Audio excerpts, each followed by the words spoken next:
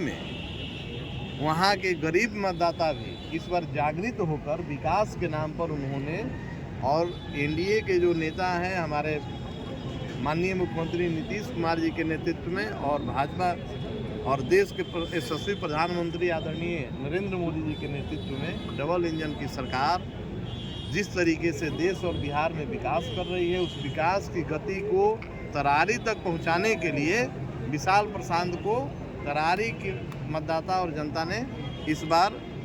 जिताया है। और आप सब मीडिया के साथियों को भी विशेष आभार कि चुनाव में आप सब ने भी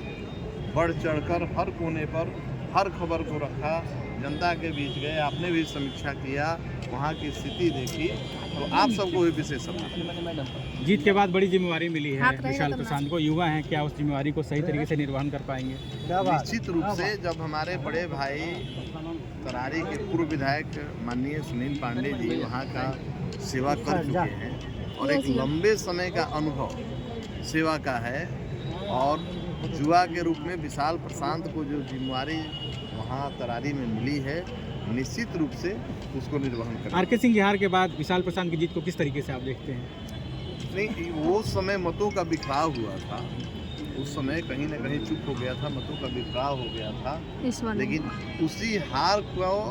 जीत में इस बार तरारी की जनता ने बदला है। और यहाँ से जब जीत की शुरुआत हो गई है तो 2025 में भी इस जिले की सभी विधानसभा सीटों पर एनडीए की जीत निश्चित। जी, एंटी इनकम्बेंसी को कितना बड़ा फैक्टर मानते हैं? जिस तरीके से कहा गया कि बाहुबली के बेटे को, धनबल के बेटे को टिकट दिया गया। अब ये देखिए, ये जो उपमा और जो उपाधि आप लोगों के द्वारा दिया जाता है बाहुबली का, तो भैया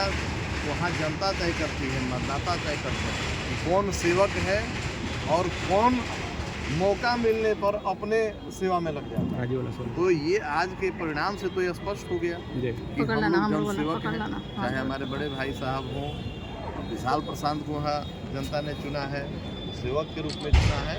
और सेवा भाव से ही दिलों पर हम लोग राज करते हैं, और कहने वाले चाहे जो करते रहे। पांडे बंधु पिछले 10 साल से पूर्व माननीय थे, नई विरासत मिली है नई पीढ़ी के बच्चे को, क्या लग रहा है कि राजनीतिक वनवास कहीं ना कहीं आप लोग हाशिए पे थे, तो हाशिए को इस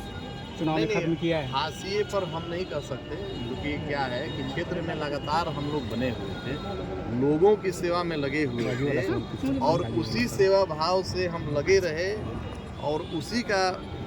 परिणाम मिला कि तरारी की जनता ने तुलनात्मक देखा कि जो पहले माननीय विधायक सुनील पांडे जी ने जिस तरीके से तरारी को सजाया था और जो 9 साल में उसको उजाड़ने का काम किया गया, तो जनता ने उसको अपने तराजू में तौलकर और अपना फैसला कर दिया है, न्याय कर। एक अंतिम आखिरी सवाल है, जो इंडिया गठबंधन के जो हारे हुए प्रत्याशी हैं भाकपा माले के राजू यादव, उनका आरोप है कि मोदी कैबिनेट के तमाम मंत्री से लेकर विधायक सारे लोग लगे थे, पूरी सरकार लगी थी, और धनबल बाहुबल की जीत हुई है। हम आज भी जनता के विश्वास पर खड़े हैं और कल भी खड़े रहेंगे। देखिए,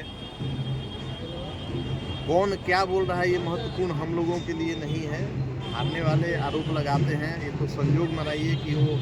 कैबिनेट मंत्री पर और एनडीए गठबंधन पर आरोप लगा रहे हैं। कुछ देर के बाद आप लोग देखिएगा ईवीएम पर आरोप लगने लगेगा। आरोप लगाने के लिए बहुत सारे बिंदुए हैं, तो विपक्ष का काम है आरोप लगाना, और हम लोग इस आरोप प्रत्यारोप से अलग हटकर तरारी की विकास और जनता की सेवा में विश्वास करते हैं। धन्यवाद।